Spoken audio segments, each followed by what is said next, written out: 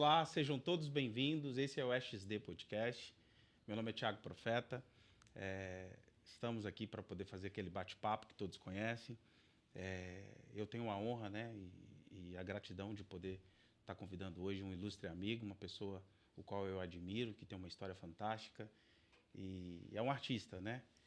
Dentro de um segmento o qual a gente só aprecia e só aplaude e tenta, às vezes, imprimir no nosso dia a dia. E eu estou muito orgulhoso, muito honrado de ter você aqui. Guga Veríssimo, seja muito bem-vindo, meu irmão. É uma honra muito grande te receber. Fica à vontade, tá? Porra, depois de uma apresentação dessa aí, prazer é todo meu, irmão. Fiquei muito feliz com o convite. Fico muito feliz em ver sua trajetória assim, durante esses anos. Obrigado. Então o prazer é todo meu. Espero que a gente possa bater um papo aí legal e que agregue na vida das pessoas, que é o mais importante. Maravilha. Eu que estou feliz pelo convite aí. A honra é toda minha. Eu sou um amante, né? Eu não me visto streetwear, mas eu sou um amante de black music, né? De R&B e gosto muito dos artistas norte-americanos. E sempre quando eu vou me referir a pessoas com um alto grau de bom gosto no Brasil e que faz, acredito que é equivalente do que os caras da gringa fazem, eu sempre me referi a você. E eu estou muito feliz porque talvez as pessoas não conheceram esse outro lado, que além de só querer se vestir bem, você vive disso e fez disso seu ganha-pão e hoje tem atingido inúmeras pessoas, inúmeros CPFs, inúmeros artistas. E é uma imensidão gigantesca. O mercado da moda, ele é um mercado que ele tem que ser tratado com muito respeito, porque ele arrecada bilhões, trilhões de dólares. E no Brasil não podia ser diferente. As pessoas também cultuam o se vestir, andar confortável, andar bem vestido. E nada melhor do que trazer você, que é uma das referências que eu acredito que nacionalmente tem feito a diferença, tem feito um barulho nos bastidores. E a gente queria começar, né, com esse bate-papo de hoje, Guga, contando um pouco da sua história, quando tudo começou, aonde você nasceu, quem foram os seus pais, o porquê da moda, né? Acredito que outras pessoas às vezes não sabem. Você se formou, né, em moda. Na moda. E eu queria que você comentasse um pouco disso, meu irmão. Show. Bom, cara, minha trajetória começou com futebol, não sei se você sabe disso aí. Eu joguei futebol até os 21, até os 20, 21 ali. Joguei, o último clube que eu joguei, onde tive o meu primeiro contato com moda, assim, de fato, assim, foi em Malta.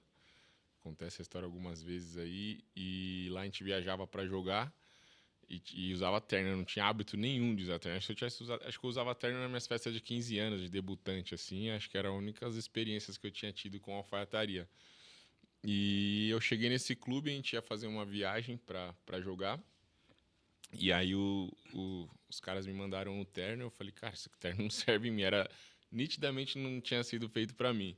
Eu falei, cara, não vou pegar voo com esse negócio estranho assim, não. Tava muito grande? Nossa, muito. Parecia de assembleano mesmo, aqueles caixotão assim. E aí eu encontrei um senhorzinho, alfaiate lá, que ele fez o ajuste para mim. Aí desde que eu entrei no ateliê dele, eu senti uma parada diferente. Falei, caraca, eu sempre gostei de moda.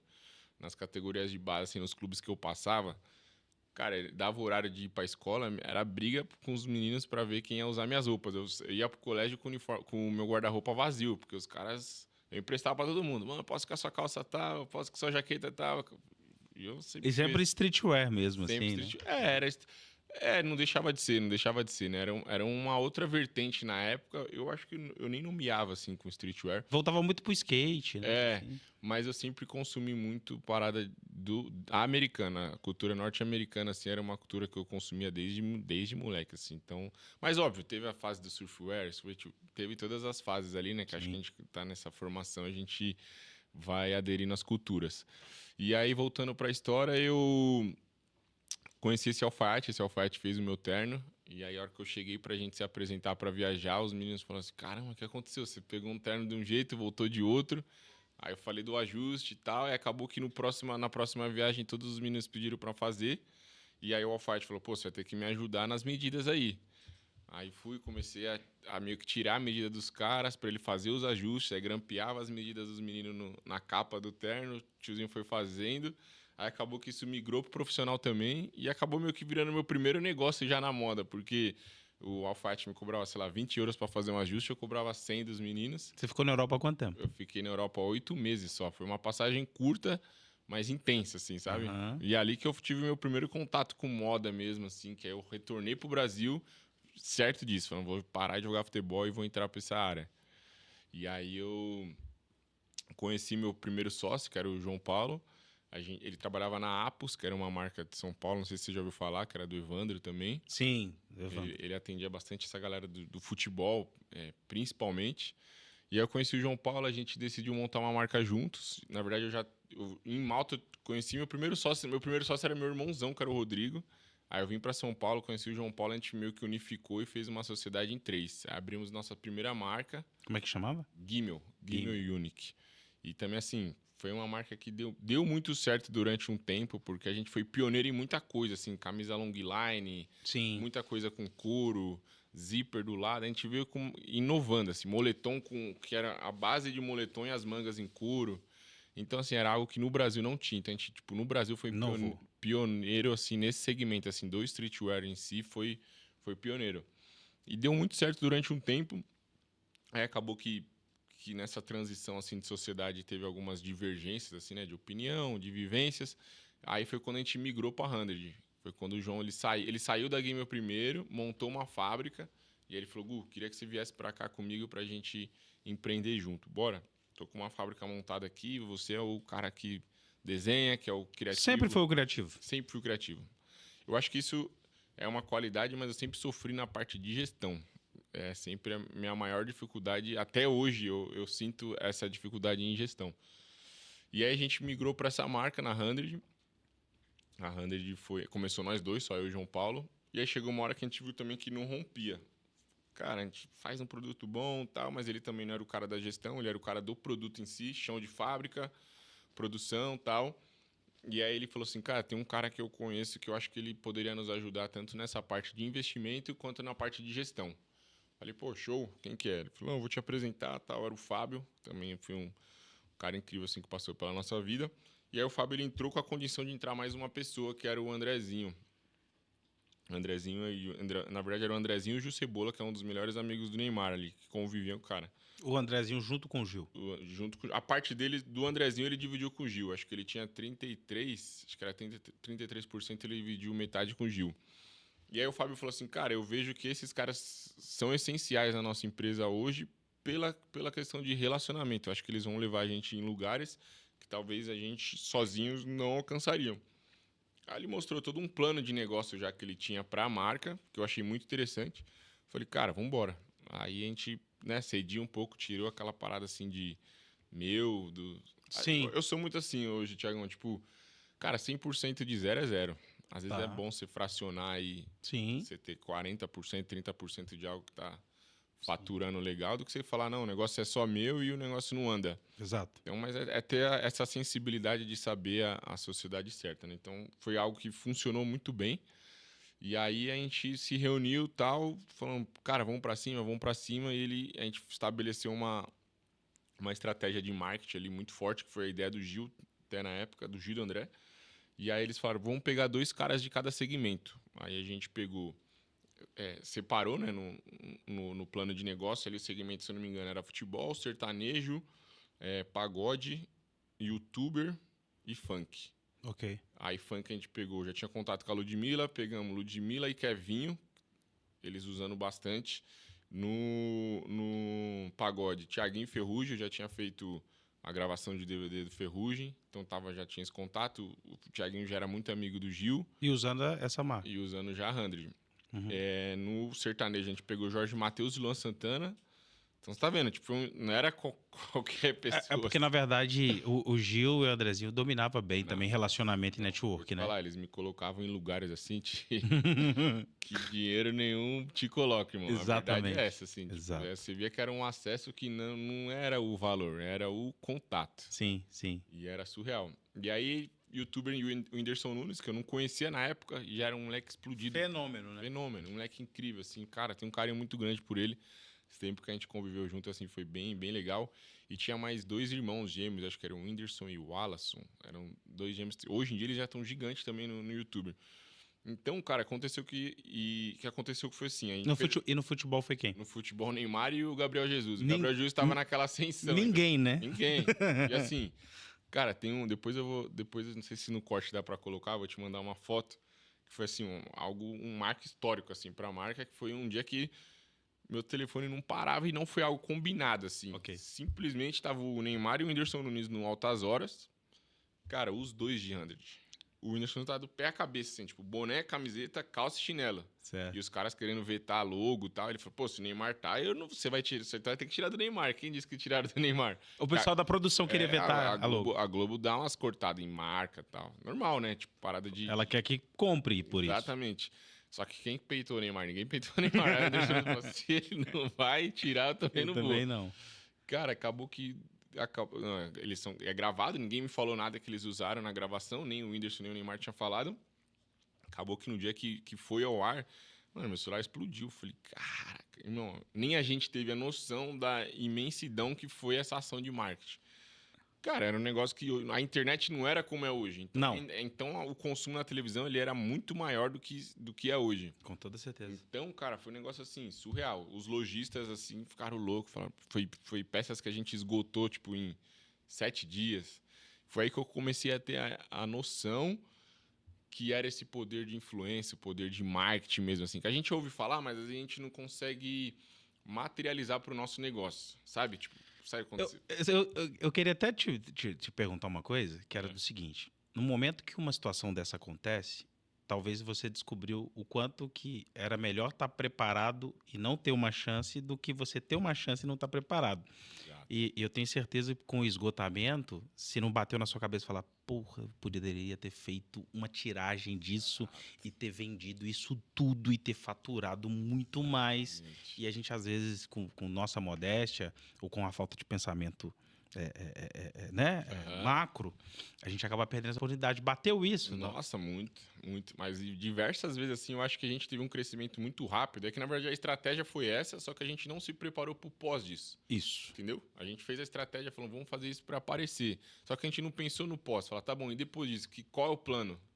Olha que legal. Então, o que aconteceu? A gente, no ano, se eu não me engano, acho que foi 2018, isso. Em janeiro, eu lembro que a gente fez a primeira coleção, de fevereiro. 1.000 peças. Nessa coleção já, que foi o boom da marca, que chamava... Daqui a pouco eu lembro o nome da coleção. Enfim, vendemos 1 milhão, irmão, em 28 dias. Meu Deus. Só que com a estrutura de quem estava vendendo 1.000 peças. O financeiro eram 2 pessoas, então não tinha aquela análise financeira criteriosa. Porque a gente vendia nas lojas, nas multimarcas, a boleto, 30, 60, 90. O cara via a marca em todo lugar do Brasil. Como a gente fez essa estratégia, atingiu o nível Brasil muito rápido. Então a gente já tinha pelo menos ali uns 100 pontos de revenda em 16 estados. É um negócio que, assim, tomou conta do mapa, assim, numa velocidade muito rápida. Tipo, muito rápida. E a gente não conseguia atender. Por isso foi aumentando a produção, porque toda a coleção a gente não conseguia atender todo mundo. Exato. Nessa coleção que a gente vendeu 1 milhão, a gente fez uma campanha de moda animal, assim. A gente chamou o Felipe Tito também, que é um cara, assim, que eu sou muito fã. Formador de opinião. Cara, o cara é um empreendedor nato, gente boa, assim, é surreal. Bate-papo com ele é uma aula, assim. O cara é fora da curva, não é à toa que tem o sucesso que tem. Foi com ele, com o Gui Araújo também, que é um influencer. Sim. E mais 2 meninas que eu não vou lembrar os nomes delas. A gente fez um ensaio no Campo de Marte, lá em São Paulo, com um helicóptero tudo adesivado da 100. Como se fosse foi uma parada surreal que a gente fez. E fez uma festa à noite ainda para comemorar a coleção, que viu todos os artistas, imprensa. Muito Cara, Miami sabe isso. sabe quando você faz tudo certinho, só que a gente não esperava ser o sucesso que foi, de verdade. Que a gente falou assim, ó, a gente tava produzindo 1.000, aí 6.000, 10.000, aí a gente falou, vamos produzir já 16.000 e vamos ver o que vai dar. Vendeu tudo e faltou peça. Aí eu falei, cara, na minha cabeça, eu falei, não, aqui eu já fiquei rico. Na minha cabeça, eu falei assim, já explodi. Pronto. Novo. Falei, pô, não é possível, vendeu 1 milhão em 28 dias. Sim. Não era normal. Sim. Só que exatamente o que eu te falei, não estava preparado até para esse crescimento. O crescimento, acho que muito rápido, sem uma base sólida. Sim. A chance de você quebrar é enorme. Assim, porque aí entra o manter, né? Entra o manter. E outra, vender é fácil. E receber os 1 milhão que você vendeu? Exato. Porque ainda logo depois a gente pegou uma pandemia que ninguém esperava. vários lojistas, tipo assim, tem gente devendo a gente um caminhão de Deus. dinheiro ainda na rua e que não Aham. pagou até hoje, entendeu? Sim, Então foi sim. dali que começou um declínio, assim, foi a minha primeira... Foi assim, foi rápido, sabe? Foi tipo algo que subiu rápido, E mas desceu com brutalidade. brutalidade. Cara, incrível, incrível. Deixa eu falar um pouco mais sobre a questão do network. A gente estava falando sobre, né, tanto do Gil, tanto do André, tanto das outras pessoas que foram envolvidas. E aí você disse uma frase muito interessante. Eu entrei em lugares que o dinheiro, se eu pagasse, Não entra. não me colocaria. Existe um livro que foi um dos primeiros livros que eu li e abriu minha cabeça, partiu ela no meio. É do Thiago Brunet, ele chama-se O Maior Poder do Mundo. E aí você descobre que o maior poder do mundo, dando spoiler, né? Que o maior poder do mundo é ser amigo do rei. Você tem porta para qualquer. Você tem chave para qualquer porta, você entra em qualquer lugar, você tem em qualquer situação. Uhum, Eu queria que você falasse um pouco sobre isso, porque São Paulo é um país. uhum. E se relacionar, ser indicado, ter recorrência, ser reconhecido, tudo isso só pode acontecer se você tiver dedicação ao network. E como fazer um network? Será que eu, você, hoje, nesse bate-papo, será que a gente pode agregar e colocar Sim. o que a gente faz no network que muitas das vezes nos faz permanecer ou sobreviver? Uhum. Cara, eu acho que começando assim no meu modo de ver, onde as pessoas erram, eu acho que o network ele é construído quando você entende o que você pode oferecer para a pessoa sem esperar nada em troca. Porque um artista não precisa de você para nada, você concorda comigo? Concordo. Teoricamente, ele está acostumado às pessoas virem até ele para querer coisas. Então, os Sim. caras eles já têm esse receio assim de estar junto. Sim. Então, qual foi uma estratégia do network? A gente acessou essas pessoas dando uma parte da empresa para esses caras. Eles não compraram. Então, tipo, foi uma troca que o Sim. Fábio fez esse acordo. Então, assim, primeiro a gente entrou, serviu. Acho que você tem que servir as pessoas. Por que eu vou querer que alguém ande do meu lado e desfrute do meu network sem ela ter feito nada para mim? Imagem hoje custa caro, né? Cara, as pessoas, elas ultrapassam. Às vezes elas vêm pedir algo para vocês sem nem te conhecer. Tipo, como que eu vou estar na festa do Neymar? Fala, como você acha que você vai estar na festa do Neymar sem ter algo para agregar na vida dele ou alguém do lado dele? Não tem existe como. ingresso para a festa do Não tem Neymar. como. Ou você agrega ou você agrega. Exatamente. Então, assim, não, eu tô falando desse caso específico, mas teve vários outros casos, assim, de eu servir as pessoas, de eu servir com o meu trabalho, de tipo, pô, vou te vestir, não vou te cobrar nada, vou Sim. fazer a correria para você, porque eu já avisava esse network. Então, Sim. várias vezes, assim, com Ferrugem, foi assim, com vários artistas eu trabalhei, servindo, sabe? Com ato de servir mesmo. E o cara falou, pô, o Guga é um moleque maneiro, além de um moleque talentoso, tava no começo ainda da minha carreira. Sim. Hoje, graças a Deus, eu posso cobrar por isso, sou contratado para isso, mas no começo Você teve que doar. eu tive que doar. Existe um empresário que às vezes ele é mesquinho, ou às vezes não é nem mesquinharia. É a questão de não aprender o que a gente está conversando agora. Que para você receber, você precisa dar. Com certeza. É uma máxima, parece uma frase só bonita e religiosa, e não é. Fala um pouco sobre essa questão dessa aposta, de você pegar aquilo que você pagou, aquilo que você comprou, aquilo que você trabalhou e falar, eu vou doar para essa pessoa, eu vou dar nessa questão de aposta, porque essa pessoa, utilizando o meu material, né, o meu insumo, ela pode me oportunizar ou propagar outras oportunidades. Exato. E aí a gente usou essa estratégia. Por exemplo, com o Gil, que a gente usou essa estratégia o Gil André, que a gente deu uma parte da empresa para eles.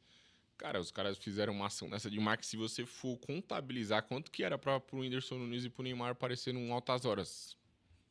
Um valor inastimível, entendeu? Não dá para calcular. Tinha coisas que não dava, a gente não conseguia calcular quanto custaria para fazer aquilo. E, cara, tudo isso que eu te falei, em todas essas ações, a gente teve custo zero. Ninguém nunca cobrou R$1 nosso. Tô falando de artistas gigantescos aí, que nem eu citei todos esses. Ninguém nunca cobrou R$1. Então, cara, chegou uma hora que os moleques falaram, pô, a empresa vai dar certo. Então, eu fui inserido nisso, como sócio dos caras, obviamente, porque não é porque eu sou bonitinho, estiloso, não.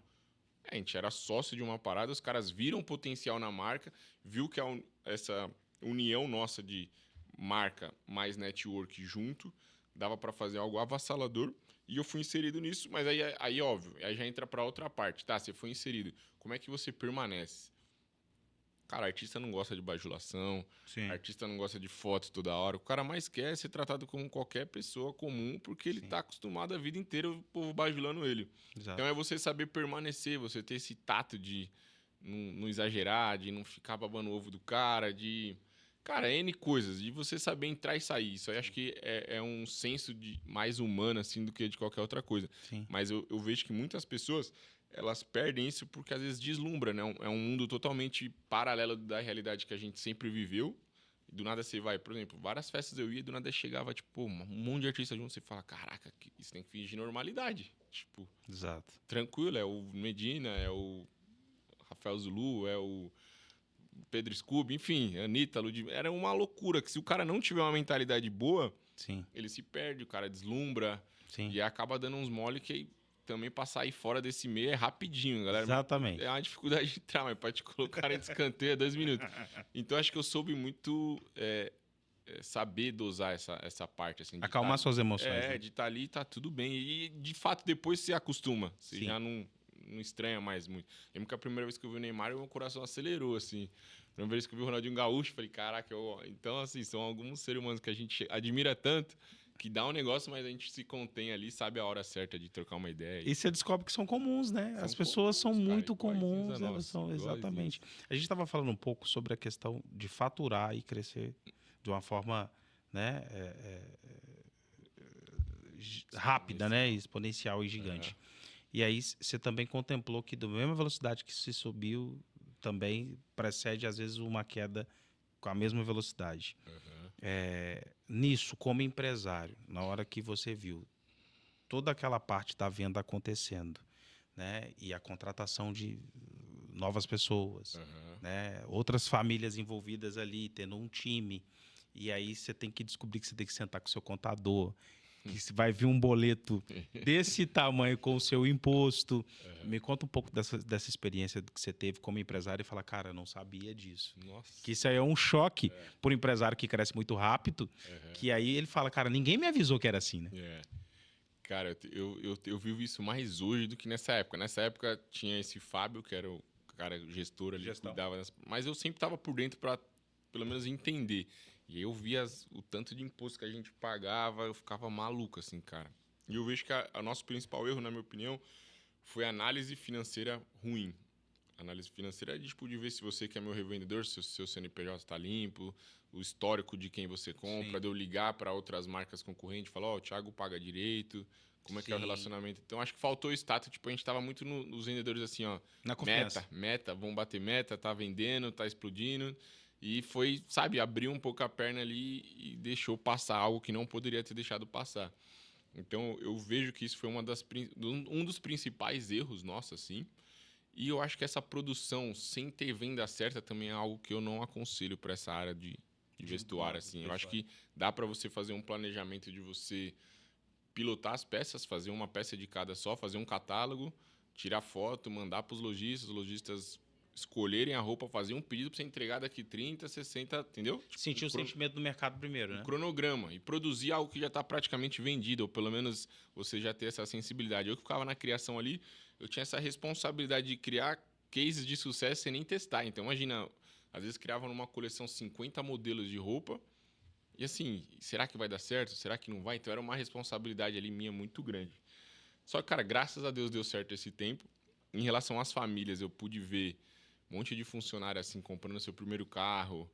Assim, você vê a galera crescendo através do nosso trabalho. Isso foi assim uma das coisas mais gratificantes nessa parte de empreender e ver família sendo também sugando, não, bebendo dessa água que estava abençoando tanta gente. Sim. Essa foi uma parte muito boa. Mas eu acho que, concluindo no geral, assim, eu acho que estruturar a base é fundamental para o crescimento. Eu acho que hoje eu visualizo assim, para eu crescer hoje, já com minha própria marca, eu estou estruturando a base sem pressa, sem pressa nenhuma. Assim. Já poderia ter feito um monte de coisa já grande, mas hoje eu falo, cara, eu não posso cometer o mesmo erro que eu cometi lá atrás. Certo. Então é montar um time legal, um financeiro legal, estratégia certa, para poder crescer bem, para não acontecer a mesma coisa de dar esse boom e daqui a pouco cair. Sim. Então, acho que o empresário, assim, a gente, né, vive arriscando. Quem empreende sabe que é um alto risco a todo momento. Todo momento. Só que eu acho que tem que ser um alto risco inteligente, pelo menos. Ainda mais quando você já tem um histórico de queda. Certo. Não dá pra você cair 2 vezes no mesmo erro. Eu acho que já é algo meio burro, vamos dizer assim. Uhum. Então, hoje eu sou um pouco mais cauteloso nisso, assim. Eu prezo mais pela liquidez. Tô indo para outras vertentes dentro da moda, que é essa roupa sob medida, que é algo mais exclusivo, que Sim. é algo que tem um apreço maior, que não é essa produção Em alta escala. em alta escala. Sim, sim. Então, fui direcionando para outros caminhos dentro da moda também. Voltando a 2 capítulos antes, para a gente até poder falar um pouco disso, Tá. eu queria que você comentasse um pouco o que te fez estudar Uhum. nisso. A gente vê vários profissionais que Uhum. até são autoridades desse segmento e que não passaram, não sentaram para poder estudar e entender isso, né? E hoje a questão de absorver o ensino, a internet, ela acaba que ela de forma democrática, ela deu muito acesso e colocou todo mundo a ter, né, ciência e poder aprender de forma muito rápida, mas também de não amadurecer determinados conceitos, de tentar separar variadas caixas ali, entender a separação de tendência de consumo e de tudo que envolve o seu mercado de vestuário. Então, eu queria que você comentasse um pouco, né, da sua decisão em estudar isso, se aprofundar tanto para poder empresariar no seu mercado. Legal. Cara, nesse momento que eu vi que o negócio estava tomando uma proporção já maior, eu me senti despreparado, sinceramente falando assim. Falei, cara, acho que eu ainda tenho pouco a base, assim, técnica, teórica, para fazer o que eu estou fazendo já. Então, eu vi que foi uma necessidade nesse momento, assim, da minha vida. Porque, assim, eu tinha cursos de modelagem no Senai, que já me deu uma boa...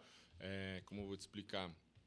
Já abriu, né? Já abriu o leque, assim. Eu conseguia olhar para uma roupa e já entendia. Esse curso você fez quando? Novo? Fiz novinho. Mas Acho que eu tinha... Logo que eu voltei da Europa, eu fiz, tipo, eu tinha 22, 23. Mas foi essencial. Só que eu fiz várias. Fiz de corte e costura, Você modelagem. voltou extremamente motivado, Não, então, quando você voltou de Portugal. Assim, tava maluco. E foi muito bom, porque gera uma frustração quando você dedica a sua vida inteira para um negócio e você larga isso para trás. Porque exato, eu ia chegar nesse cerne. Quem sai do futebol e muitas das vezes chegou muito próximo ou jogou profissionalmente, adoece a questão da frustração. E fica eternamente jogador ou ex-jogador, né? Frustrado. Fica. E aí, eu comento isso muito, porque a molecada, eu tenho amigos empresários que eles são frustrados por conta que machucaram ou por algum motivo não conseguiram concluir isso. E aí você lidou de forma muito tranquila com isso, né? Cara, que eu já senti uma paz tão grande, uma alegria. Eu não tinha mais alegria jogando futebol, já não era algo que me motivava, assim. Eu não acordava para treinar feliz. Esse negócio de estar toda hora longe da minha família, longe dos meus amigos, era algo que me machucava muito, assim. Eu sempre tive dificuldade de ficar longe dos meus pais, assim. Era algo que me fazia muito mal. Desde pequeno que eu saí de casa muito novo. Então, já eu falava, caraca, de novo isso. Então, isso que era tudo... Parecia um enterro, irmão. Às vezes eu lembro quando eu fui pra Malta, nossa... Eu fui perto do Natal, ficar longe dos meus pais, assim, foi algo que me machucou, eu lembro que machucou eles. Então, eu já não era mais feliz no futebol. Então, essa transição pra moda foi algo que eu vi que Deus colocou já logo em seguida para eu nem sentir falta daquilo, sabe? Tipo, em nenhum momento eu falei, nossa, mas e se eu tivesse tentado mais?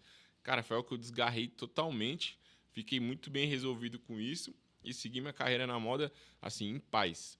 E aí só que assim, era um amor tão grande que eu tive pela parada que eu quis me aprofundar mais. Então foi onde eu fui buscar mais conhecimento. Eu acho que, voltando para aquela pergunta que você fez, a nossa geração hoje, eles estão muito imediatista, cara. Então, tipo, esse negócio de internet, vou fazer um curso ali, eu já sei. Aí já tô dando aula de um curso que eu fiz de uma imersão de 3 dias. 3 dias. Cara, não é assim que funciona, sabe? É muito mais profundo. Então, acho que os jovens têm que entender isso, que o quão importante é você ter uma base sólida de estudo, de conhecimento, porque senão você vai fazer besteira. Não tem como. Aí, então, você voltou, fez um Senai, já te abriu a sua mente. Isso. E aí você começou a fazer outros cursos, pequenos cursos de não, costura? Aí fui pra faculdade, eu fiz negócios da moda na Embi Morumbi, que já é uma faculdade voltada mais para gestão, planejamento de coleção. Óbvio que tem toda aquela parada também que tem história da moda, toda a parte teórica também que aparentemente é chato. Você entra na aula, você fala, putz, que chatice. Pra que isso? Por que eu tô fazendo isso? Só que, cara, depois que você... Ainda mais eu, que era na parte de criação, você consegue entender e você consegue passar isso pro produto. Você passa pro produto com uma técnica, você sabe o porquê, você sabe como é que chama aquilo. Não é algo que você faz mais vago, assim, é algo que você já tá fazendo com propriedade, porque você foi da história lá atrás, da história da Chanel, você sabe o Isso. porquê começou, você sabe o que é alta costura, você vai sabendo tudo, que Sim. só o conhecimento, uma faculdade ou um curso mais profundo pode te dar. O que cada presidente quis imprimir ali, né? O Giorgio Armani, a Carolina Herrera. Exatamente. Você teve choque cultural? Você negro, Muito. hétero, vamos, Uhum. né? Homem e tal. E aí é um mercado que provavelmente na década que você fez, anos 2000, Eu fiz a faculdade, era 2013, eu acho. 2013. exato. Então aí teve o choque cultural. Cara, eu vou te mostrar onde meu primeiro choque cultural na faculdade. Bizarro. Primeiro, negro. Já é o primeiro ponto que não era raro, assim, de verdade, tinha poucos. Isso. Aí, beleza, na minha sala eu lembro que eram 30 pessoas. Negro tinha mais meninas. Só que, assim, de 30 pessoas que tinha na minha sala, tinha 24 meninas, mais 4 homens. Eu era o único homem hétero. Uhum. Não, tinha eu mais um hétero, só que ele saiu. Então, tipo assim, era eu, 3 caras gays e as meninas. Então você já vê que já é um choque assim, você já fala, caraca, já é uma outra realidade. E assim, as meninas, quase nenhuma trabalhava, né? Ainda tava naquela realidade dos pais pagando a faculdade, que nada contra. Deus queria muito ter isso também. É que minha vida nessa época, cara, eu morava na Zona Norte com meus pais. Essa fábrica da Hundred era lá em Ferraz de Vasconcelos, que é tipo assim, depois do estádio do Corinthians ali, é extremo leste. E eu estudava no Morumbi. Cara, eu fazia um triângulo em São Paulo que assim, era bizarro, Nossa. era bizarro. Eu gastava, tipo, Taquera, eu gastava uns 2.000 e pouco na época de gasolina, só de gasolina. Fora comida, fora a faculdade. Então eu via que era um esforço. Eu já chegava na aula, assim, esgotado, assim, já tava... certo. Então já teve esse choque assim. Aí as professoras passam uns trabalhos como se você não tivesse mais nada para fazer. Eu falo, pô, professor, que horas que eu vou fazer isso aí? Eu trabalho. E as meninas, assim, ainda reclamavam comigo. Falaram, pô, Gu, você não fez. Só que a hora que chegava na parte de modelagem, na parte de produto, elas não sabiam nada. E como eu tava no chão de fábrica todos os dias, era onde eu me sobressaía. Às vezes eu fazia trabalho gigantesco sozinho. Falava para elas, ó, esse eu faço. E essa parte teórica vocês fazem. E a gente, tipo, tirava 10 porque eu já tinha máquina de costura. Eu já, né? Às vezes tinha que fazer uma coleção. Pô, eu fazia isso no dia. As meninas No falavam, como tapa. é que você fez isso? Pô, às vezes o tempo que vocês têm de estudar a parte teórica eu não tenho, mas a prática em si eu vivo ela, né? Então mesclou isso. Mas tem um choque cultural muito grande, sim. Um preconceito do homem hétero na moda, ele Isso. tem, ele existe. Isso. Às vezes os caras olham e falam, pô, mas e aí, negão, qual que é? Qual que é o que, irmão? Sou hétero, mas eu trabalho com moda e tá E é a tudo paixão bem. por costurar, né? É, Porque as exatamente. pessoas esquecem um pouco isso, É. né? Eu ainda não tenho um conhecimento na costura em si, é algo que eu quero me aprofundar mais, mas sou apaixonado por moda, por o processo da roupa, assim, de um terno, que a gente vai entrar nesse assunto. Aham. Cara, quem vive disso é algo que você fica apaixonado, assim. Na moda clássica, durante o período que você estudou, alguém na história te chamou a atenção a história de alguém? Você fala Cara, assim, cara, meu Deus, então isso aqui nasceu é desse tamanho por conta dessa visão, essa pessoa, esse cara, essa mulher. aham. A história da Vuitton, por ser uma marca centenária, assim, é algo que, assim, eu acho uma das... Pra mim, é número 1 hoje, assim. É uma das marcas, assim, que eu mais respeito e mais admiro por conseguir estar tanto tempo no topo. É algo para poucos, assim. Certo. Então, a história da Vuitton me chamou a atenção, do cara da Gucci também, não sei se você chegou a assistir o documentário, Sim. também que ele herdou do pai, fascinante. Cara, eu vejo que são trabalhos que é difícil você conseguir manter e você passar o bastão, sabe? De manter a identidade da marca. O próprio cara da Tommy fala sobre isso, de você entender que você está em um outro momento, que tem um público mais jovem consumindo, mas que você não pode perder a sua identidade do início. É isso que a Vuitton, a Louis Vuitton fez assim, que Exatamente. ela foi atender a moda das ruas. Eu acho que você vai poder falar melhor do que eu, Exatamente. né? O que aconteceu de algo tão clássico, Aham. o grito das ruas, o vestimento das ruas, tomar tão conta disso e dar sucesso, né? Cara, é muito legal isso daí que você tá falando. Eu vou tentar lembrar o nome de um cara que ele palestrou num evento que eu tava lá no JK Iguatemi. Ele é do Harley. Esqueci o nome do negrão. Caraca, minha memória para nome é horrível. Mas em resumo, esse cara, depois a gente coloca no corte embaixo aí. Ele era apaixonado por moda, só que ele vivia o streetwear. Morava no Harlem, lá no Brooklyn, nos Estados Unidos. Sim. Ele atendia toda a galera, Beyoncé, Jay-Z, toda essa galera do hip hop, das antigas ainda mais do que eles. A clássica. A galera do boxe, Muhammad Ali, toda essa galera ele atendia. Só que o que ele fazia? Ele meio que copiava não, ele plagiava as coisas das grandes marcas, da Gucci, da Louis Vuitton. Então ele pegava a estampa da Vuitton, fazia um jaquetão bomber. Pegava uma bolsa. Exato, ele customizava. Só que na época não podia fazer isso. Sim. Só que, cara, e os rappers queriam usar a roupa, só que não se via no modelo já da loja em si, aquela roupa mais certinha, tal. Então os caras ficaram apaixonados por esse cara. Então, assim, ele foi um marco. Cara, pena não lembrar o nome dele, mas vou colocar embaixo aí. E aí, cara, foi quando as grandes marcas, depois de um tempo, viu o crescimento que o streetwear tava tomando. Então, as grifes falaram assim, cara, a gente precisa se atentar, porque esse negócio tá engolindo o mercado e a gente precisa acompanhar. E um mercado tão exclusivo, né? Mercado exclusivo. Só que, assim, o streetwear, ele não era linkado com o luxo. A primeira conexão, na minha opinião, do luxo com o streetwear foi uma collab que fez a Louis Vuitton e a Supreme. Supreme é uma das maiores marcas de streetwear aí que tem, que eram de dois americanos skatistas que viviam a cultura de fato, e elas unificaram. Foi uma coleção que eles fizeram poucas peças, geraram a escassez, o brand lá em cima. Cara, peças incríveis, assim, é uma das collabs mais bonitas que eu já vi, assim. E aí acho que a Vuitton falou assim, cara, é isso. É isso, a gente precisa... Quem é o cara do momento? E aí quando eles vão e contratam o Virgil, que era o diretor criativo da Off-White. Verdade.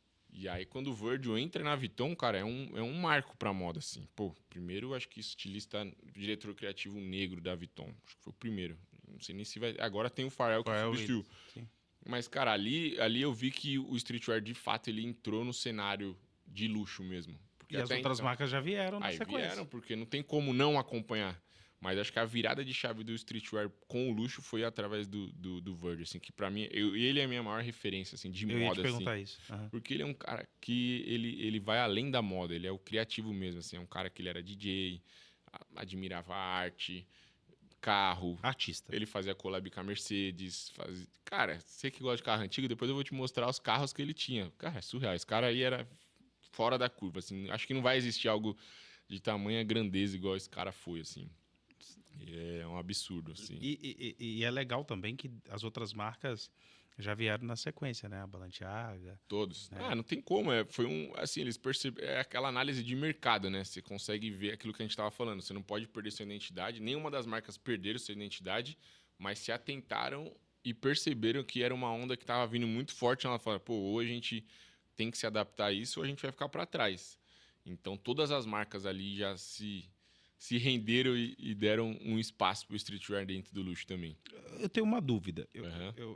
Eu fico observando a história das grandes marcas e dos grandes artistas que deram continuidade. Eles não fizeram uma vez e repetiram, e fizeram milhões e repetiram. Foram para as marcas de esporte, como a Adidas, a Nike, o Kanye West fez isso, e repetiram e fizeram milhões. A pergunta é a seguinte, né? A questão do consumo no mercado da moda está sempre vinculado à imagem de alguém? É possível fazer milhões no mercado da moda offline sem ser visto? Cara, eu acho difícil. Eu conheço pouco, não me vem na minha cabeça nenhum case de sucesso desse tamanho, assim, tamanho porque global. Existem outras marcas que o grande público brasileiro não conhece. Vamos aqui, um Loro Piana, agora que está ficando extremamente conhecido aqui no Brasil e tudo mais, mas eu não vi um garoto propaganda para poder fazer isso. E esse vínculo quase que se torna obrigatório. Alguém tem que vestir para gerar o desejo de consumo. Exato. Eu acho que tem uma bolha ali que, para ser furada, eu acho que precisa de algum influente, assim. Mas, por exemplo, essas marcas já assim, centenárias, marcas antigas, ela já é solidificada, então elas às vezes não vê a necessidade de fazer isso. Sim. A própria Vuitton mesmo, são poucas pessoas que eles patrocinam, que eles têm algum tipo de parceria nesse tipo de influência. Se eu não me engano, no Brasil, a única que tem com a Vuitton é a Raíssa, que é do skate. Acho que é a única pessoa do Brasil que tem algo assim, vinculado mesmo da Vuitton? De Vuitton, tipo, de não pagar produto. Porque, por exemplo, eu fiz o trabalho com o Hendrick, eles tinham interesse de fazer, porque viram um potencial no garoto, tal, viu que o moleque tava com um direcionamento de marketing muito legal, mas ele comprou as roupas ali. Eu só fui o stylist dele, mas Mas ele comprou. ao gosto dele. Não, foi ao gosto meu. Ali, quando a gente fez trabalho, foi eu que escolhi todos os looks. Então, mas você fala assim, ele escolheu, Guga, eu quero essa marca e eu quero usar só essa marca. Isso, ele já botou na cabeça dele. Ele falou assim, irmão, tem que ser a Louis Vuitton. E como é que funciona um trabalho desse de você ser o personal style do artista ou do jogador, do atleta, da pessoa? A pessoa o contrata, ela já tem a marca que ela quer ou ela vai deixar para você escolher junto com ela qual que é a marca que ela vai imprimir? Cara, e vestir? ela é bem, bem variável, assim, não tem algo certo, assim. Com o Hendrick específico, ele me exigiu isso. Ele falou, Guga, quero que seja a Louis Vuitton. Eu falei, pô, tranquilo. Aí, o que eu fiz? Contatei o pessoal de lá, falei do interesse, só que eles são bem, assim, é uma marca que não precisa de ninguém, sabe? Eu falei, beleza, só que, pô, me atenderam muito bem. Aí ele veio ele lá, a gente fez a primeira compra, e aí eles viram a proporção que o negócio tomou. É algo assim, surreal. Porque ele fez um negócio que ele fez um barulho gigantesco, surreal, né, nas convocações dele, né? Surreal, tipo assim, ao mesmo tempo, pra mim foi muito bom. Pro atleta, naquele momento que a seleção vivia um momento ruim, não tão bom, porque a galera já fica achando que é desfile de moda, jogar bola que é bom nada. Pega, tipo, igual agora, o Brasil e a Argentina. Cara, esse negócio aí me atrapalhou tanto, porque era um trabalho que tava vindo tão bem feito. Só que aí o que aconteceu? O Brasil numa fase ruim. No segundo trabalho que eu fiz foi melhor que o primeiro, na minha opinião.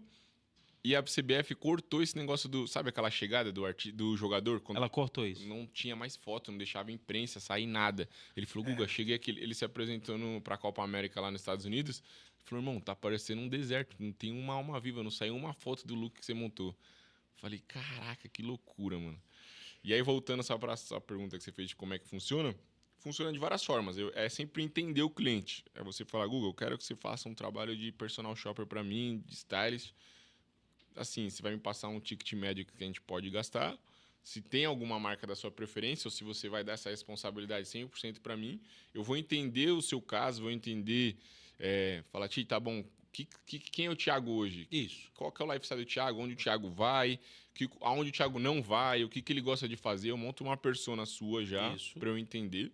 E aí eu vou ver as marcas que eu acho que correlacionam com a sua identidade. O gosto do cara, tudo. Cor de pele, música, o que ele ouve, tudo. Eu faço só a persona ali. E aí eu vou falar, pô, eu acho que o Ti tem mais a ver com, sei lá, uma Prada, vamos dar um exemplo. E aí a gente acessa as marcas. Dependendo, quando é um artista, as marcas às vezes têm umas peças que elas disponibilizam para marketing, mas são poucas, não são muitas. Então, a maioria das vezes é compra mesmo. Aí eu compro ou consigo... Por exemplo, na Vuitton, depois desse primeiro trabalho, eles liberavam de eu pegar o que eu quisesse. Eu saía, às vezes, com meia milha de mercadoria. Para depois acertar. Para depois, assim, e sem pressa. Era um negócio, assim, muito VIP mesmo. Você ia sozinho sem ele, então? Sem ele. Eu só fui com ele a primeira vez. A segunda, depois, todas as outras vezes que eu atendi ele, já atendi em casa. Só que aí eu comecei a ficar um pouco preocupada. Eu falei assim, cara, tem um risco nesse negócio. Como eu vou sair lá do Iguatemi com meia milha de mercadoria? A questão é do externa, né? Aí eu falei, cara, preciso... Aí eu perguntei, falei, cara, tem seguro? Como é que é aí? Aí mudamos as estratégias. Eles tinham um motorista particular, eles levavam a mercadoria até minha casa e da minha casa eu ia até a casa dele. Então era mais seguro, não saía com sacola, entendeu? Então era... Que chama muita atenção. Ainda mais aquela sacola gigante laranja, irmão, os caras sabem. Se bem que quando eu pedia pra nem vir na laranja. Eles colocavam num papel pardo, assim, pra dar uma desbaratinada. Mas, assim, o mercado de luxo é algo surreal, assim, né? Era umas compras que eu falava, meu Deus, cara. Nós que assistimos de fora, legalmente aqui, cabe a nossa admiração de ver e como chega nesse patamar de uma pessoa poder gastar 500 mil reais em roupas. E aí, essa é a pergunta, que eu acredito que você contempla muito isso. Da onde está o excesso? Qual que é a parte problemática de um mercado que envolve o ego? Olha só o que está acontecendo. Você disse uma verdade. Futebol é paixão nacional. Então, acaba que a pessoa começa a ficar irracional e deixa de raciocinar e vincular uma coisa que não tem nada a ver com a outra. Então, a má fase da seleção e a alta crítica da imprensa sobre a priorização da imagem dos atletas e a performance diminuída, tá elencando a isso. Já estão criticando o corte de cabelo. Porque todo pré-jogo, vai lá o barbeiro fazer o trabalho dele, deixar os caras com o cabelo cortado em dia, e isso já está sendo conotado como prejudicial. Eu queria que você comentasse um pouco do que você já viu, se tem uma história discrepante de você falar, cara, essa pessoa aqui gastava isso aqui com moda. E aonde está o excesso? Que várias pessoas começam a viver e se mostrar o que elas não são. Se é que você me entende. Sim. Começa a ter um excesso da imagem e a pessoa de dentro mesmo, ela tá bem diminuída. Cara, eu acho que começa do pertencimento, assim. Por exemplo, você pega um atleta jovem, negro, periférico. Cara, aquilo é tipo um troféu pra ele, às vezes, usar uma marca dessa, sabe? Tipo, falar, pô, hoje eu posso. Então o cara não vê o preço, ele não vê nada. Não vê nada. E tá ganhando em proporções pra isso. Óbvio que depois tinha escritório financeiro que me ligava, falava, Guga, pelo amor de Deus, é devagar, o que tá acontecendo? Porque era uma coisa maluca. O brand da Louis Vuitton fez ser a marca que é hoje para cobrar o que cobra. Então, esse consumo, ele é excessivo aos olhos humanos, vamos dizer assim, aos olhos dos meros mortais. Sim. Só que eu acho que ela é muito mais essa parada do pertencimento do cara falar assim, hoje eu posso ter, era algo que o cara visualizava como algo muito, muito distante, era algo que não estava dentro do universo dele, e de repente o cara fala assim, eu posso, então é esse consumo maluco, o cara consome. Eu acho que talvez, não sei se é só o pertencimento, um pouco do ego, e assim, hoje os caras também já estão com essa visão de que lá fora é normal isso. Você pega a apresentação da França, é um desfile de moda, da Espanha. Os caras já estão linkados com moda culturalmente falando também, eles consomem mais a moda. E eu tento sempre passar para os atletas que eu atendo a importância da imagem deles. Eles ficam sempre com receio por conta da torcida. O brasileiro, como não tem essa cultura nossa, assim, não sei, cada de um... elegância. Tipo... O homem, ele não tem essa preocupação, assim, de criação. Às vezes, o pai, o avô, não era um cara que se preocupava em se vestir, né? Óbvio que tem as exceções de se vestir bem, de estar linkado com a moda, de ter conhecimento com moda. Então, o cara não acompanhou isso. Então, culturalmente, o brasileiro em si, esses caras que criticam, é o cara que não tá nem aí pra nada, que se veste de qualquer jeito, não é uma preocupação dele. Aí o cara já vai achar que o cara se preocupar com o vestimento vai interferir no campo, coisa que eu não concordo. Sim. Sabe, o cara, ele é hoje um influenciador, ele é um formador de opinião, ele é um cara que tá... Ídolo. E é um cara qual é o meu papel hoje? É mostrar para os caras que eles têm um business fora das quatro linhas. O cara que se preocupa com imagem, ele sai na frente, sim, hoje, de fechar com uma marca grande, para uma propaganda. É um cara que pode estar linkado com grandes marcas. É um cara que pode estar assinando uma coleção de uma Nike, que às vezes ele é patrocinado, de uma Adidas. Eu tento passar essa visão para os caras de que, assim, cara, tem um mercado gigantesco aqui que você não está conseguindo enxergar e eu quero te puxar para cá e te mostrar o caminho que você pode acessar isso e monetizar também através disso. Então... o meu papel hoje além de auxiliá-los no dia a dia, mas é na parte profissional também de mostrar esse mercado para eles e o quão importante é a imagem hoje de um atleta ou de qualquer pessoa que seja. De qualquer área que ela atua, eu acho que hoje isso é muito importante. Chega na frente. Sim. Esses 3 primeiros segundos que você vê uma pessoa que você não conhece, o seu cérebro automaticamente ele faz uma autoanálise ali. Ele fala, pô, acho que esse cara é esse. Aí depois você começa a raciocinar, é óbvio que aí você senta pra conversar e vem várias outras, mas os 3 primeiros segundos é só imagem, cara. Às vezes você perdeu uma oportunidade por estar mal vestido, por não estar com um cheiro agradável. Sim. Entendeu? Então são pequenas coisas que eu acho que o homem ele não tem essa preocupação, corte de cabelo, barba. E hoje os atletas começaram a ver que isso sim é importante também. Sim, os músicos. Todo mundo. Políticos. Não, tudo.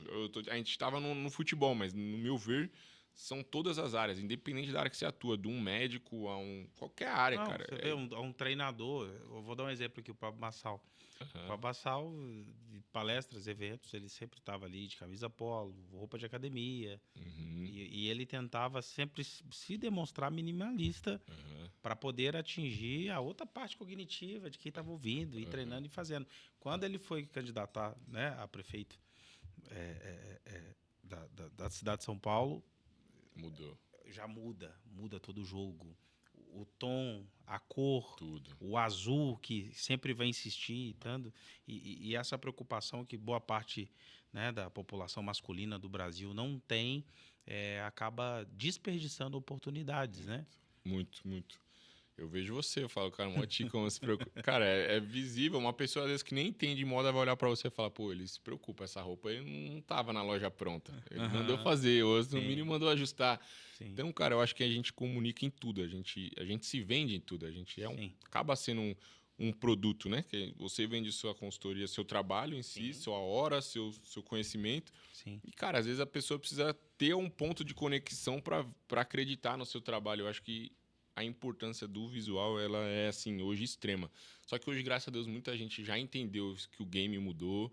Você pega aí, você falou do Pablo Marçal, você pega o Thiago Nigro mesmo, que era um Sim, cara barbudo de moletom. exato. Cara, hoje o cara parece um príncipe da Disney.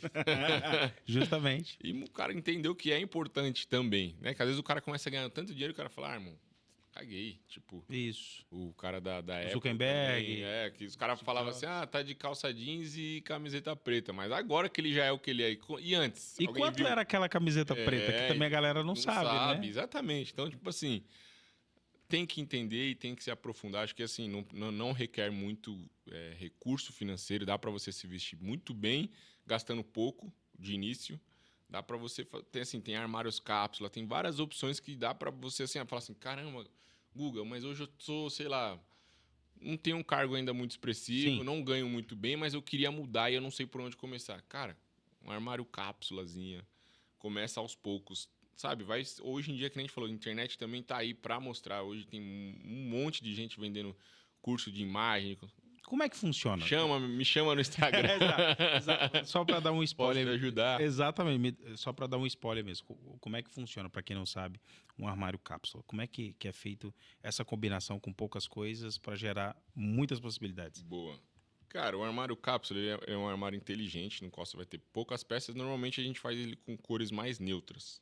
Quais? Preto, off, cinza, cores que vai dar uma variação de combinação. Então vamos dizer ali que a gente monte um armário cápsula de 12 peças. Um armário cápsula de 12 peças dá 54 looks. Então olha o tanto de opção que você tem com 12 peças. E cara, hoje nessas grandes magazines aí, uma Renner, você consegue comprar muita coisa maneira, mas óbvio, você tem que garimpar, não é algo que tudo é bom, Exato. Você tem que garimpar, tem que ver a qualidade, o tecido. E assim, usar também o ajuste da roupa é importantíssimo. Você comprou uma coisa numa magazine. Cara, você já ajustou a uma calça, ela já é outra peça.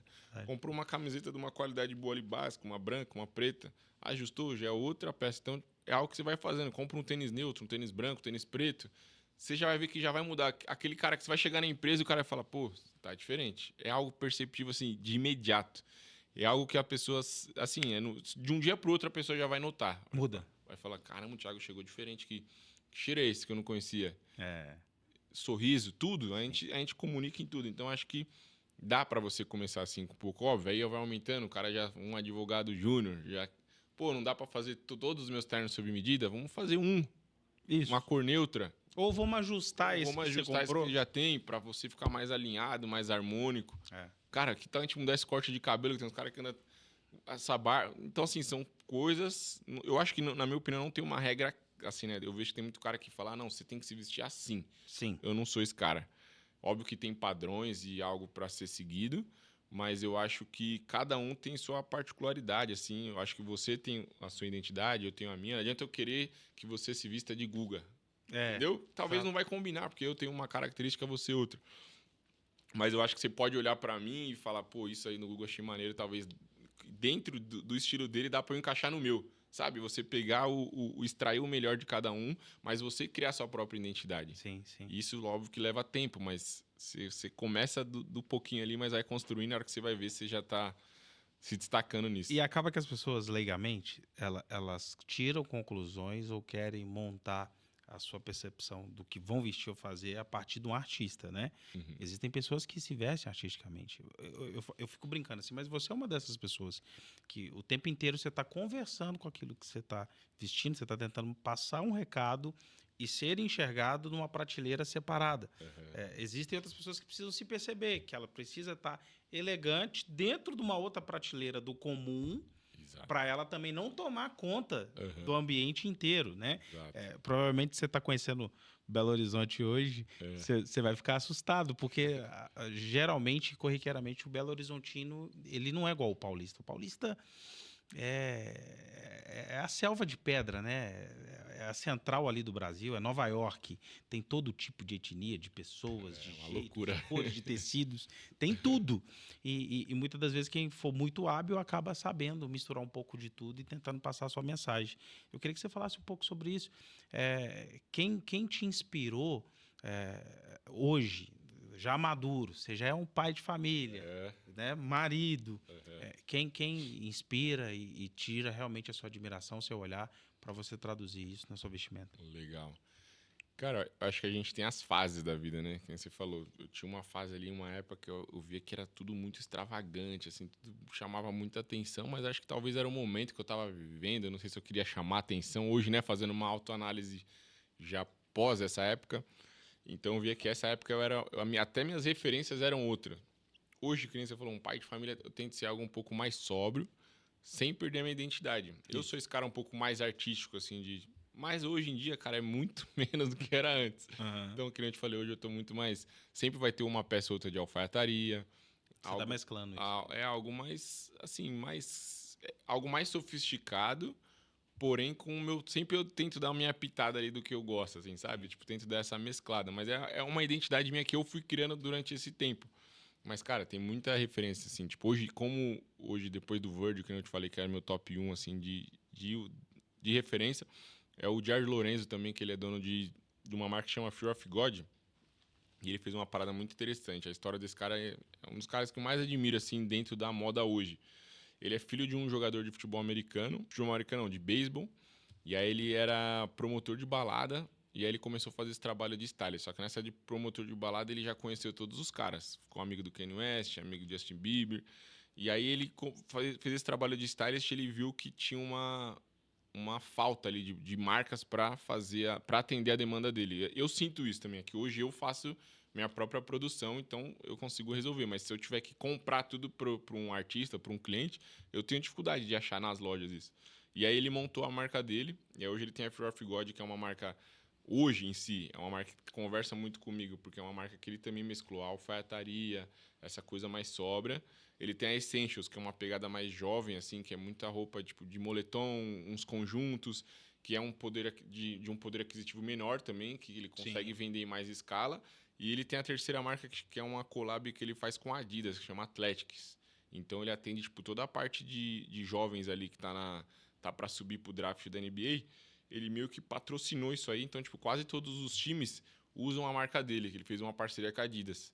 Então, assim, é um cara que hoje ele é um pai de 3 filhos. Então, tipo, ele já é um cara um pouco mais velho também. Então, tipo, me identifico muito, assim, com a persona dele, assim. Então, se fosse pra falar uma pessoa hoje, acho que seria esse cara, assim. Depois vocês pesquisem aí que vale a pena. Top, top. Vamos falar um pouco do cenário atual e da sua saída da sua última marca Uhum. para o nascimento da sua marca hoje. E o que aconteceu? Você teve que se retirar, repensar, tomar uma decisão de fazer do zero, criar a sua própria história. Esse momento de muita plantação está te gerando hoje colheitas. A gente está podendo assistir, acompanha no seu Instagram e de outras pessoas, artistas envolvidos contigo. Recentemente, né, você fez o último DVD do Thiaguinho Uhum. e outros artistas, etc. E aí chegou esse momento de você refazer Marco Zero, só que agora com toda essa experiência, com toda a sua bagagem, como que está sendo e como que foi isso? Cara, tá sendo muito especial, por mais que bem difícil, né? Uma coisa é você caminhar com 4 pessoas ao seu lado, outra coisa hoje é eu e minha esposa somente. Mas, assim, tem sido muito especial porque, assim, a gente criou uma cultura da empresa, uma cultura familiar, mas que a gente preza excelência em tudo, assim. Tipo, é algo que a gente fala, cara, o que a gente colocar a mão aqui, a gente tem que dar o nosso melhor, independente da condição que a gente estiver fazendo isso. Assim, hoje o nosso recurso é esse, mas vamos ver o que tem de melhor de qualidade de tecido, de costura, de acabamento. Então, por isso que a gente está até fazendo uma reformulação, assim, que a gente quer ainda elevar mais o nível, assim. A gente acha ainda que está precisando subir mais a régua. Então, assim, o momento que a gente vive hoje é esse. Pezinho no chão, tive que dar uns 10 passinhos para trás. É um negócio que mexe ali um pouco com o nosso ego, assim, mas eu vi que foi muito de Deus isso também, de tratar isso, sabe? Você fala, cara, não tem problema eu dar 10 passos para trás, não tem problema mais eu não estar no carro do ano igual eu estava antes. Agora é casa, família, empresa, preciso solidificar essa empresa aqui E foi jogando a sementinha. E, cara, você já vai vendo os frutos. Deus faz essas coisas, né? Você vê quando você monta a base sólida mesmo, cara, as coisas vêm até você. Tipo, todos esses trabalhos aí que você citou vieram até mim, assim, e eu fiquei, tipo, muito feliz. Que você fala, caraca, não precisei ligar pra alguém e falar pra oferecer meu trabalho. E você vê grandes nomes te procurando para você fazer um trabalho e mais de uma vez, fazer 3, 4 vezes, é sinal que gostaram, por isso que te contrataram novamente. E aí você fala, cara, estou no caminho certo. Então, esse momento que a gente vive foi muito para esse negócio de look exclusivo. A Guve, ela tem coleções esporádicas, e é algo que eu consigo expor minha arte um pouco mais, consigo fazer coisas que eu gosto, porque quando você está numa marca que é de alta demanda, se você fizer coisa muito diferente, ela não vai vender, porque ela é mais nichada. Então, eu consegui imprimir mais a minha identidade na marca e, paralelo a isso, o look exclusivo, vamos dizer que ele é o que paga minhas contas, assim, sabe? Carro-chefe hoje. Porque ele não tem eu não preciso investir na frente. Então, se você já fez algumas coisas comigo, o cliente normalmente ele vai fazer com prazo. Ele vai fazer com prazo, ele me paga antes, eu já consigo comprar o material, já consigo pagar meus colaboradores ali. E a gente tenta sempre melhorar e fazer essa entrega. Então, tipo assim, a hora que eu me vi nesse cenário, era um cenário que eu achava que só na alfaiataria dá pra fazer isso. Aí quando eu consegui implementar isso... E o próprio cliente também não sabia que existia isso para ele, né? Ele acha que isso é só para quem realmente tem muito recurso financeiro, né? E às vezes eu achava... E aí, às vezes eu tento falar isso para as pessoas, que às vezes as pessoas veem a gente só atendendo artista, acha que é algo inatingível, que é algo muito caro que ela não pode pagar. É isso. E aí eu tinha que falar, não, cara, não atendo só artista, eu atendo... Eu vou te contar uma coisa rápida, eu queria que você contasse um pouco até da experiência desses últimos DVDs, das situações, e como a Kaguve nasceu. Eu vou fazer meu jabá aqui do Guga. Geralmente, quando eu vou para um evento muito exclusivo, uma situação muito exclusiva, um final de ano com uma situação exclusiva, eu sempre recorri a ele.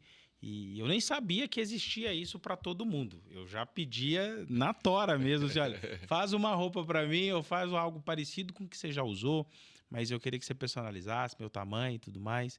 E engraçado, né? Que é uma coisa que talvez as pessoas não sabem. Eu nunca precisei ir até o ateliê dele para poder fazer todas as roupas que fiz. Olha só o que a internet também trouxe e as ferramentas do telefone. Ou você vai num lugar, tira a sua medida ali, volta com elas anotadas e passa para esse alfaiate. Como é que as coisas podem acontecer de forma mágica, né? Eu fui em alguns eventos, meu aniversário. Teve um tardezinha que eu fui para um camarote que era mais exclusivo. A gente, né, montou um look, foi muito legal. E aí eu estava conversando com o meu sócio, aí tava para te apresentar e tal, falando com o Ricardo. O Ricardo é rock and roll, ele é roqueiro. Legal. Ele gosta do Ozzy Osbourne, ele gosta dessas coisas assim. E aí, cara, quando eu falei assim com ele de preço, ele falou, não... Eu já vou fazer 2 looks para mim, um do Guns e outro do Osbourne. Eu falei, irmão, pode falar com ele que ele faz, porque a diversidade disso é uma coisa que não é problema para vocês, né? Então eu queria que você falasse um pouco disso, né? Desse tipo de trabalho, quem te procura, como fez, e recentemente do próprio DVD do Thiago, foi muito legal, porque na hora que eu vi também, eu não sabia ainda que era você que estava fazendo, eu tinha visto numa gravação dos stories dos caras. E quando eu vi uma faixa, que é uma marca registrada de uma das coleções suas, na hora eu já fiquei, cara, isso aqui eu conheço, eu já vi isso aqui em algum lugar. E aí, prontamente depois, você postou e era uma situação que te chamaram, te contrataram para você fazer né, todos os integrantes, né, da banda. Vamos lá pelo começo. Cara, é que tem uma diferença assim, né? Tipo, tem esse trabalho que eu faço, que não é um trabalho de alfaiataria, então por isso que não é algo, tipo, com a medida 100% exata e tal. Então, ela dá essa flexibilidade. Sim. E na alfaiataria já é um outro trabalho que depois a gente vai falar disso. Então, que nem você falou, tem essa agilidade, assim, de conseguir fazer, às vezes, a distância, de você mandar a medida, porque as roupas não são tão certinhas no corpo assim. Verdade. E o que eu acho que é o mais legal nisso daí é de você perceber hoje a falta que o mercado tem de você achar algo específico para você. Aí quando eu vi que eu poderia materializar a ideia da pessoa, cara, isso aí abriu um leque assim na minha cabeça gigantesco. E assim, a gratificação de você poder estar presente em momentos tão importantes na vida das pessoas, que nem você falou, que era um evento seu aniversário, um evento que você queria diferente. Então, normalmente as pessoas me procuram em ocasiões especiais. Então, a gente fica muito feliz que a gente vê depois o trabalho feito e entregue. Você fala, caraca, que legal, né? Tipo, de ver o cara feliz, sentindo bem na roupa que a gente fez. E do Thiago foi a mesma coisa, cara. Porque ele veio até mim, né? Tipo, a equipe dele, a irmã dele que me chamou. E aí, quando ela me explicou toda a ideia, me deu totalmente liberdade, os dois, né? Eu conversei. Primeiro ela me chamou, eu fui na reunião lá na Paz e Bem, que é o escritório dele. Sim, isso. A gente sentou, eu conversei com toda a equipe, assim, cara, uma equipe gigantesca, assim, surreal o trabalho que ele fez nesse DVD no Sorte. Eles me passaram toda a identidade visual e tal, e falaram assim, Guga, é com você, cria, tum. Então, tipo assim, foi algo mágico, assim, para mim, que eu acho que ele era um dos caras que eu mais admiro, assim, já admirava fora. Quando você tá ali dentro, que você vê a pessoa ali, você admira mais. É um cara assim, mano, não é porque eu tô aqui falando, né? Ele é fora da curva. Se não fosse, eu ia pular, sabe? Mas ele tem que falar mesmo, porque é um cara, assim, fora da curva, irmão. Você vê que a galera que trabalha com ele trabalha com amor, assim, com orgulho, sabe? Você vê que a galera tem um orgulho, assim, ele exalta a eficiência de todo mundo. Você vê que no aniversário ele faz questão de postar toda a equipe dele. É um cara diferente, né? Como a gente trabalha com bastante artista, você vê de tudo um pouco. É um líder, né? Ele é um verdadeiro líder, assim, e dá autonomia pra galera também liderar quando ele não tá presente, sabe? Então você vê que é uma equipe também que tem uma cultura familiar muito enraizada ali, você sente, que não eu te falei da sua empresa, que eu senti já a cultura da empresa sem nem conhecer, você consegue perceber, a deles é a mesma coisa.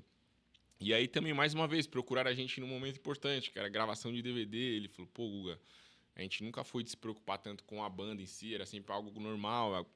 Cara, ele fez, veio um monte depois fazendo, assim. Hoje, depois que eu fiz dele, fiz de um monte de banda de artistas, assim. Então, tipo assim, você vê que o cara, ele teve a sacada, referência.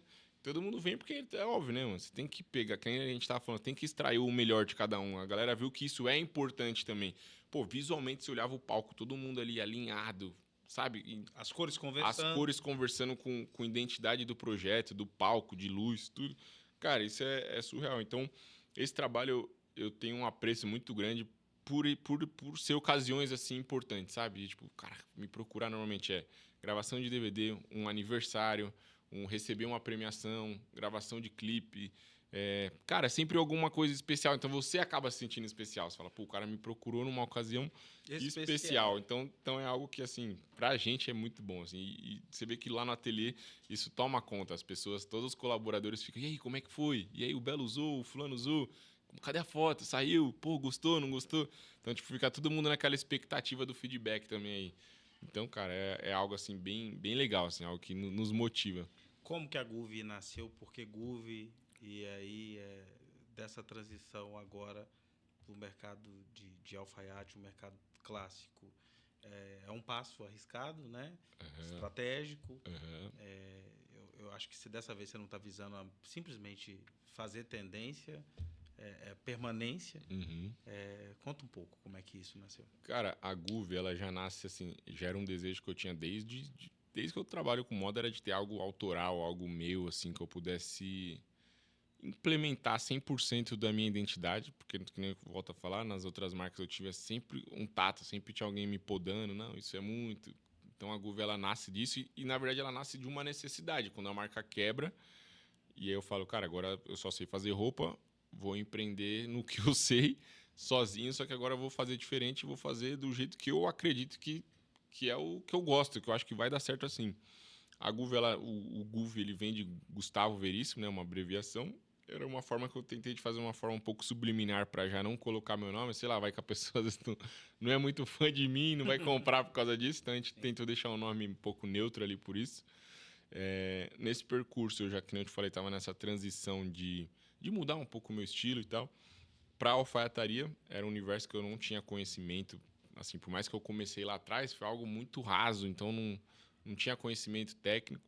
Então, me apaixonei de primeira. Hoje tenho um parceiro que trabalha comigo, que é assim, um cara excepcional, que tá me apresentando esse universo de alfaiataria. Já, lá atrás também tinha o Roberto, que é um cara que, assim, teve um dia que ele andou comigo em Guatemi, ele foi na Vuitton, foi na Hugo Boss, foi em todas as lojas. Era um cara, assim, que era bem conceituado nas grandes marcas, ali, Vasconcelos também.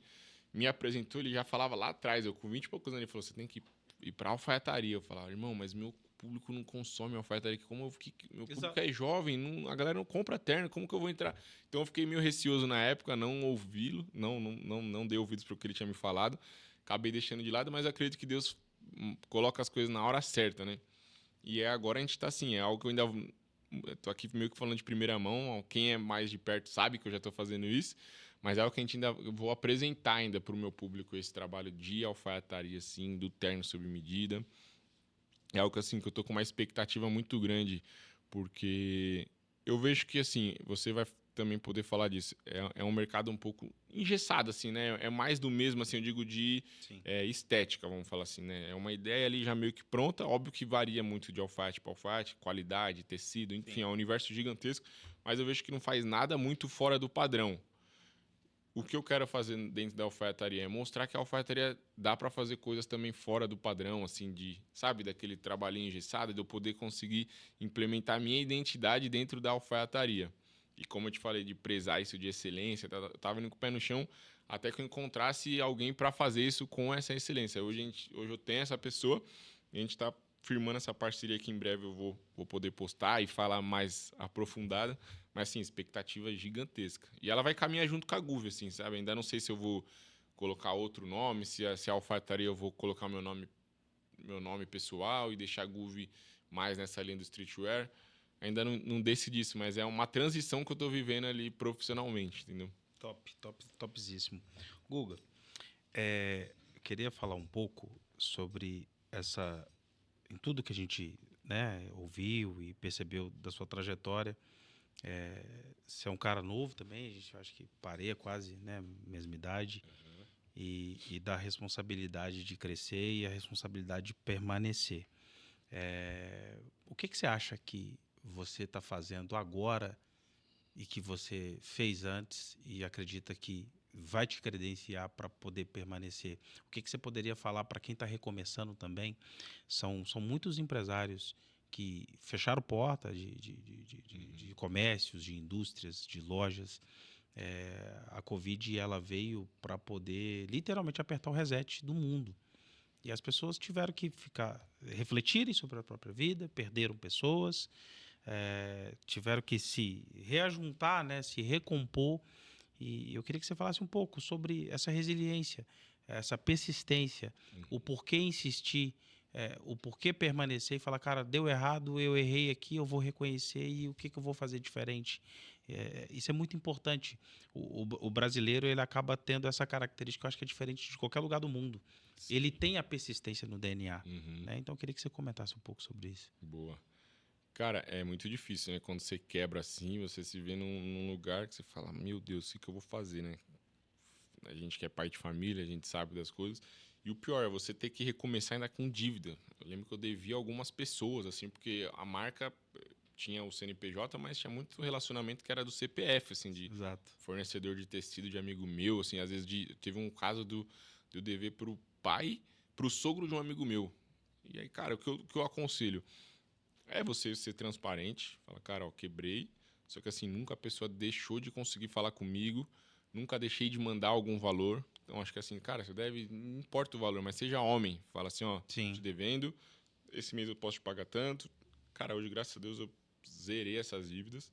Mas assim, ser homem, é entender que você quebrou, mas bora, levanta a cabeça, botar a cara. Não adianta você querer se esconder. E assim, não vai resolver. Eu acho que o principal para você permanecer é o caráter. Se não tiver caráter, irmão, nenhuma porta dessa minha teria aberto. Porque hoje o mundo é desse tamanho, São Paulo é grande, mas ao mesmo tempo ele é pequeno. Sim.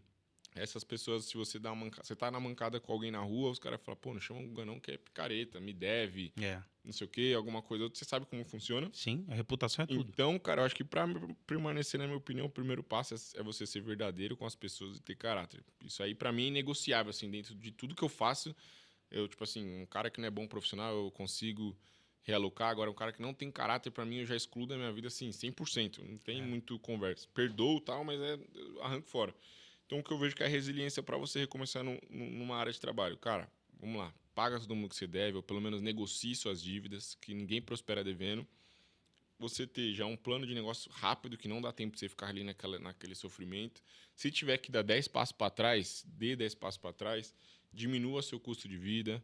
diminua o carro que você anda, diminua a quantidade de restaurante que você vai e pense no seu negócio. Seu negócio é a alma, é a sua fonte de renda. Então, às vezes, a Exato. galera quer ter um CPF maior que o CNPJ. É o mal do empreendedor.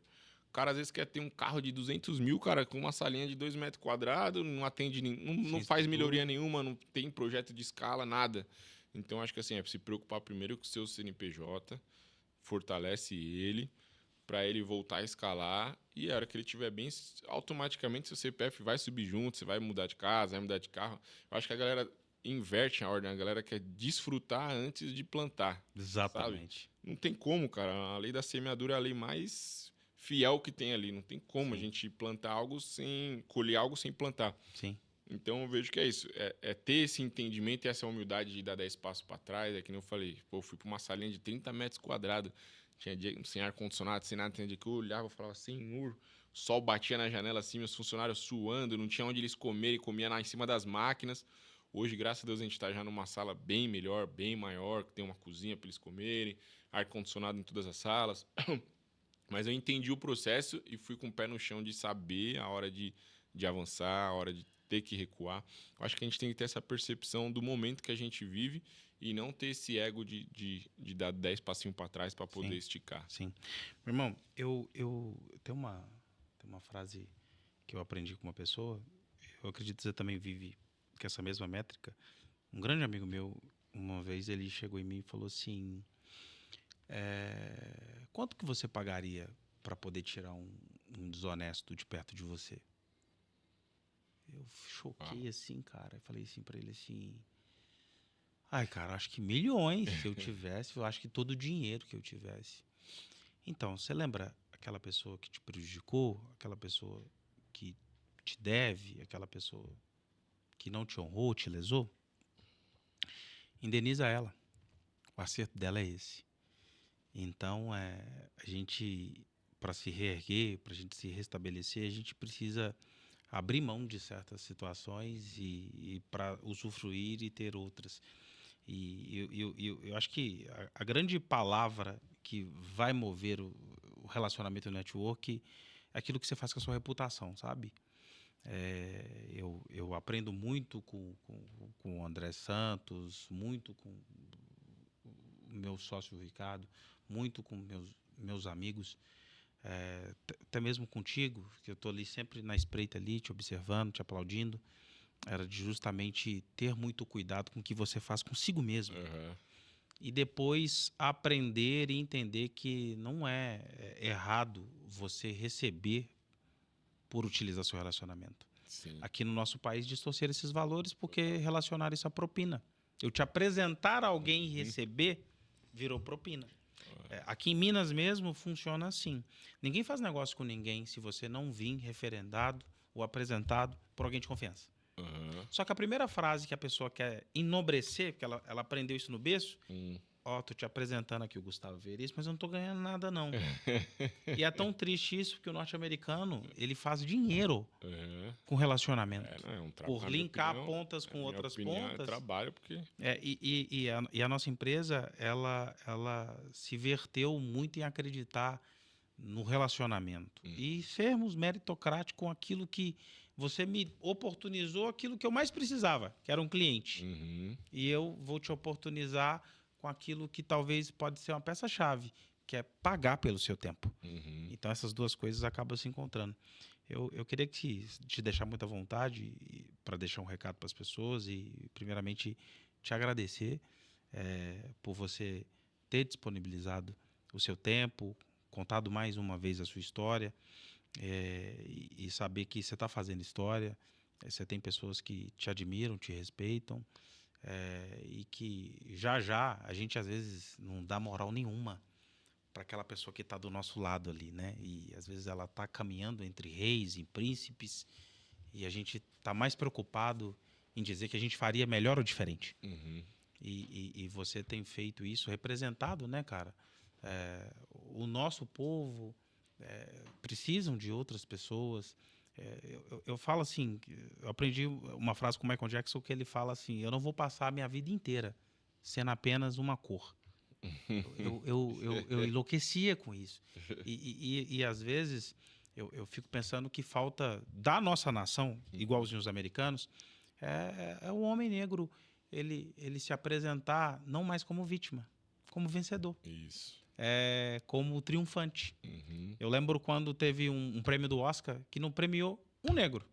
Ao invés da galera levantar protestos, Uhum. que todo mundo foi preconceituoso, sabe o que eles fizeram? É. No mesmo ano teve Pantera Negra, Green Book. Uhum. Cara, era tanto filme de negros incríveis Uhum. e do heroísmo da nossa raça que ele deixou o cenário de Hollywood boquiaberto, porque venceram mais uma vez na competência. E na sua vida leva muito disso, cara. Parabéns pelo seu talento, por aquilo que você entrega. Eu sou defensor dos meus amigos e eu acabo me tornando até né, não uma pessoa adequada a dizer, mas eu aprecio muito e a gente poder se comprazar, né, e pela vitória dos nossos próximos é algo surreal. Então eu queria te agradecer, te deixar à vontade para você deixar seu recado e te dizer, meu irmão, a gente tem muito orgulho de você e a bola para frente, vamos vencer na competência.